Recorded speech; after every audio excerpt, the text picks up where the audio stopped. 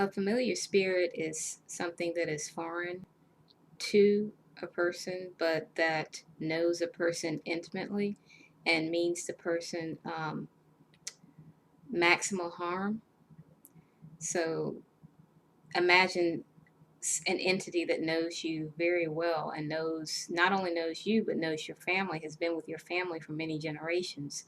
So knows your DNA, knows your genetic, your biology, knows your physiology, from your relatives, knows everything there is to know about you in order to deceive and further ensnare you, and knows what's worked in the past with other relatives.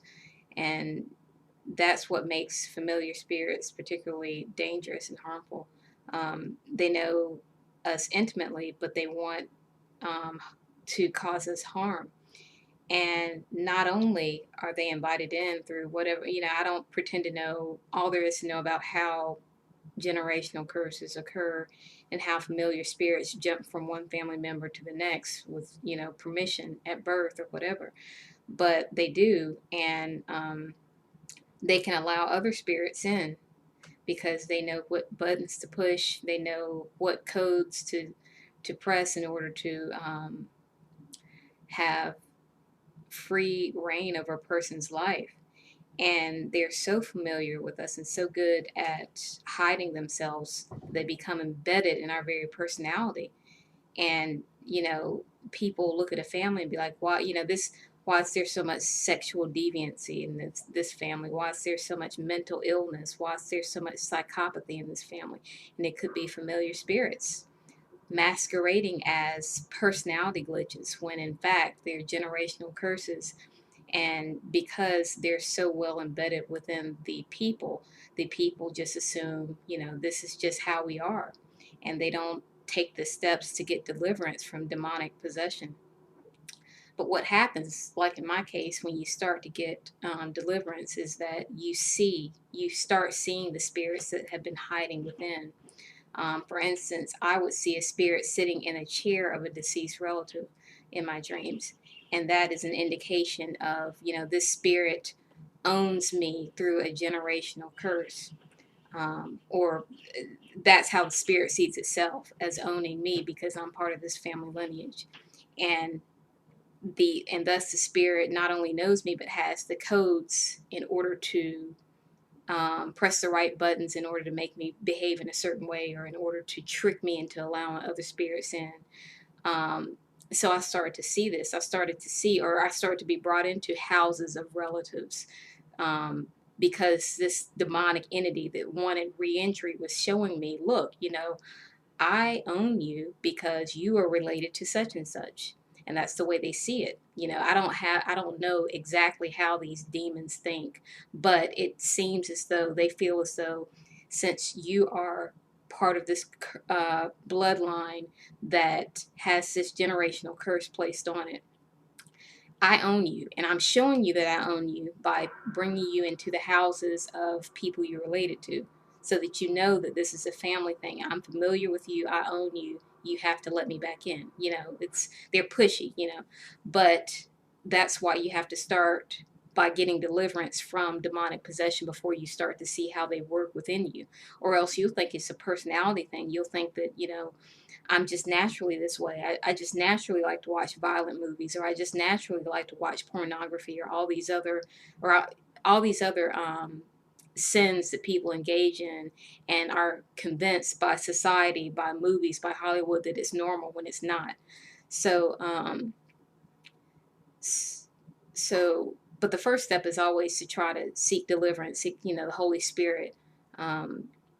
Or ask the Holy Spirit to show you what is causing you to continually sin. It's more than likely a demon. And if it's a familiar spirit, then it'll probably take a little more time because, like I said, they know you better. Spirits, demons, fallen angels are older than we are. They have more knowledge, and they have more, not because they're spiritual, they have more knowledge of how we work, since the angels were created above us, so they have more knowledge of how the flesh works. So it might take a little bit more time because it's a foreign entity that wants to do you harm, that knows your family, that knows the buttons to push in order to um, make you sin, make you fall, and they're there to ensnare you. And they think that they own you, but they don't. You can break away from that curse, and it's a blessing to be able to see that this is a generational curse. This is a familiar spirit, and I can get deliverance from this familiar spirit by submitting to God and allowing the Holy Spirit to show me the intentions of the spirit and to show me that this familiar spirit is separate. Even though I've seen, you can tell yourself, even though I've seen familiar habits, things that I don't like within my family, I can change that because now that I see it's a foreign entity. It's a demonic entity that has fooled other people within the family and is now seeking to fool me. But the Holy Spirit is showing me what this demonic entity's intentions are.